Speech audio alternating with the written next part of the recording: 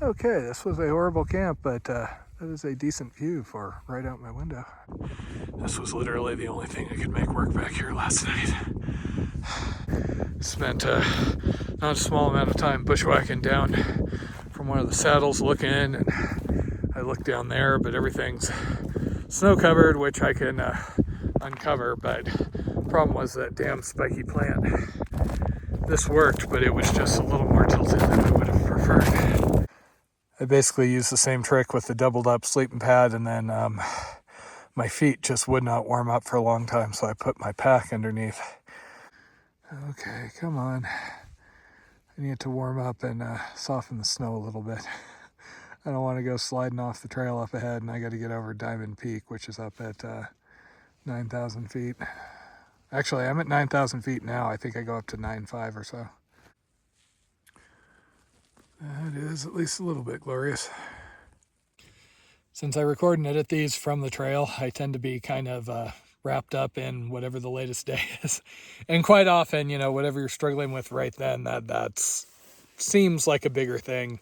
In retrospect, a lot of times you look back and you're like, oh, okay, that wasn't that bad. Like, for example, the section from Reserve to Winston. If I was going back now and editing those videos, it'd be like, oh yeah, I struggled a little bit. I had one night that was dry. But when I'm there and, you know, like I crawled down that hill to try and get water and there wasn't water, it tends to affect you a little more.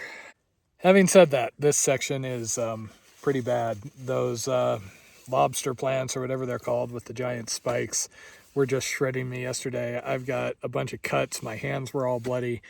My shorts now have several large rips in them. I in-reached Jen when I crawled into the tent last night and tried to get her to see if she can rush ship some new shorts down to Silver City, because I'm not sure how long this is going to go and if I'm just going to end up completely shredding him. It also means I have to be careful what layers I wear. I mean, sometimes if I'm bushwhacking, I'll put on my rain gear and it's kind of armor for going through the bad brush. Here, if these things start going through my rain gear, then I'm stuck out here without rain gear, and I know I probably have weather coming in the next couple of days. Regardless, I pushed hard yesterday, and despite hiking about 2 hours after dark in not so great conditions, I still only made about 16 miles. Which starts to bring up the specter of, okay, am I going to make it to Silver City before I run out of food, or is this going to get... As of right now, Silver City is still 78 miles ahead. I have been looking at bailouts. I tend to note those anyway, just in case anything happens. You know, if all of a sudden that big storm comes and just completely obliterates everything, or you know your food bag gets lost or something like that, you need to know where you're going to go and have a plan. So in 58 miles, I can bail out, get to Silver City, and then come back and loop around. That, of course, pushes that 70-some mile carry back up to a 100-mile carry out of Silver City, but that's at least an option. I'm just worried about getting over this high bit. It looks like the trail's going to descend for a while. I'm not done with the high mountains up in 9K, but all I can do is hope that I get out of the burn area, get down to a lower area, and those spike bushes are not everywhere. That's really the worst part here. You know, the deep snow slows me down, but at least the ambient's warm enough where it's not a huge problem that my feet are, you know, going down into the snow. Also, the plus side of Jen maybe sending shorts is I can get a hold of an air mattress, which will give me a little more thermal buffer at night. I was worried last night because the ground's all frozen up here. I'm up high, you know, there's patches of snow around me. And I've got plenty of layers for staying warm, but cold coming up through the bottom of the pad, that gets miserable. So when I crawled in here last night, I put on everything I had, tried to arrange things as well as I could with what insulation I had, but I was just worried I was going to spend half the night up, you know, freezing cold. And it did take several hours for my feet to warm up, even with the down socks and everything. So my hands and legs look like I had a fight with a particularly disagreeable cat. Surprisingly, the long johns are actually holding up fairly reasonably. Unfortunately, the shorts I have are shredding a bit more, and there's only so much I can do to protect this as I go, because those thorn bushes are just everywhere. Because of the delays involved in mailing anything, I basically have to make a call pretty much immediately when something like that happens, whether I need a replacement or not. So I in-reached Jen last night and said, yeah, if you can, you know, try and rush ship air mattress and a new pair of shorts to Silver City. I could find something at Walmart and make it work, but I tend to be kind of dialed in on a lot of my gear. You know, the stuff I use because it prevents some issues, and I would rather have the stuff that that has worked well for me, if at all possible. And I went through a lot of testing on shorts because they get beat up a lot. I tried, you know, various running shorts and things, and a couple of different brands of Patagonias before finding these 9 trails, which have worked fairly well for me. Rougher trails like the Grand Enchantment and the Condor Trail, I basically had sacrificial pants, aka I was wearing pants to try and protect my legs, but I knew they were basically going to be shredded and done. I get a lot of amusement out of the finisher picture for me on the Condor Trail, where everything just has, you know, holes, one of the pant legs gone, yeah. So the deep snow is basically just on one of the aspects, which is why it looks really snowy over there. And then you come over here and you're seeing bare dirt. Unfortunately, I'm going to be on the snowy aspect for a while. I came over this boundary fence last night just because I couldn't find anything good on that side. All the spots like right there that looks like it might work have rocks right underneath them. I am within about a mile of the high point. There's a couple of little upsy downsies and then a long descent, so hopefully that'll get me below the snow, at least for a little while. So some of these are the aspens, but way too many of these are the spikes from hell. And this is the trail as near as I can tell. Okay, found the trail again, such that it is.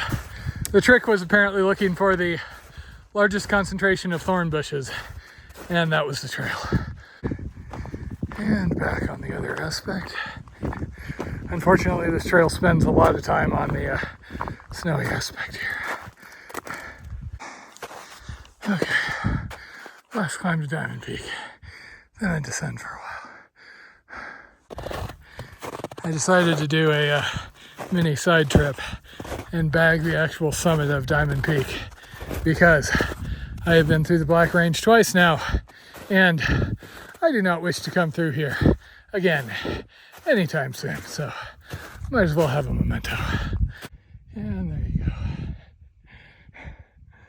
Sadly, the summit is covered in a lot of thorns and other vegetation. But hey, I got something on Peak Bagger.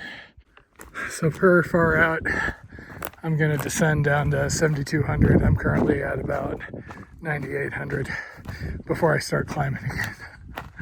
So hopefully I'll be out of the snow for a bit.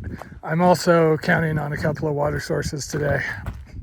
I am running only about half liter or so right now, but the amount of sources I've seen combined with the fact I could always melt snow, which isn't very efficient and might run me out of my coffee and dinner fuel if I'm not careful, but it is an option. Well, damn it. And here I was hoping I was done with the blood sacrifice. There are cut logs back here, which is one of the big ways I'm trying to stick to the trail.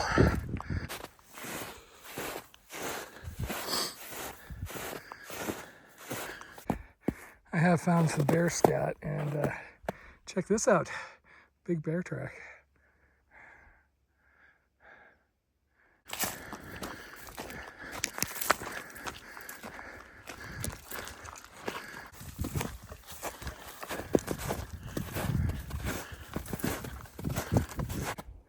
So, in addition to being covered with thorns and raspberries, they did reroute the CDT here. So I get to go through Black Canyon instead of up on the ridge. And welcome to Black Canyon, which, as you can see, has water flowing, and I expect it for most of the way down this canyon and up the next. So that's one problem down.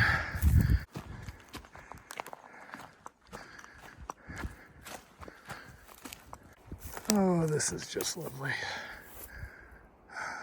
I'm about empty, so time to tank up. There have been a few nasty down trees here and there, but in general, this is such a relief after that Diamond Peak thorn gauntlet.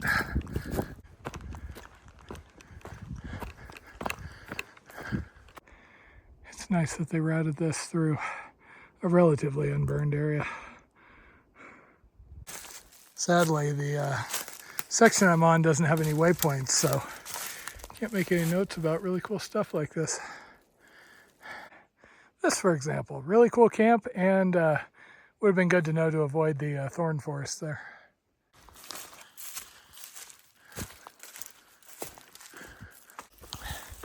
Trail has been kind of coming and going. Sometimes I can walk at a reasonable pace, other times I'm kind of having to limp along.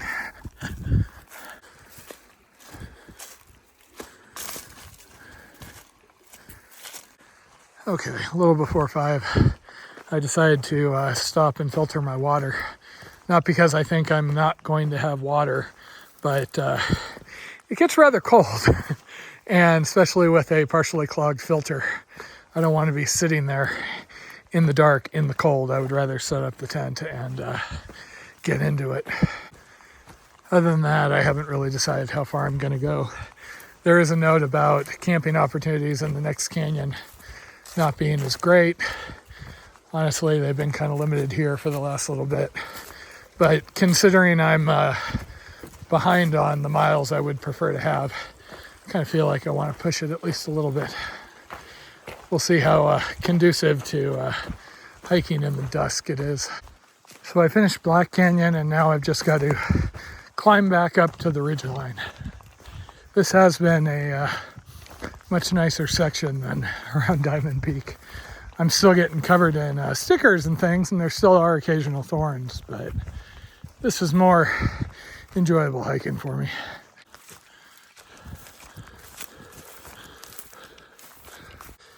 This is getting kind of obnoxious to try and follow the trail, so if I can find a place to camp, I think I may do that. Plus side, I will have some more water pools in the morning, probably. Okay, 5:52, managed to make something work. It'll just be easier to follow kind of the use trail in the morning. Today was not a great day. It was fine once I was in Black Canyon, but that part with all the thorns was just killing me. I also only did about 16 miles, so if this keeps up, either the trail's gonna have to allow a little bit faster movement, or I may have to use that bailout on 15 and then hike through Silver City after that. But one way or another, I'll figure something out. Home sweet home. I am really looking forward to being back on the normal trail. I'm picking stuff out of my legs constantly. And if I pulled this up, I look like I was attacked by several angry cats.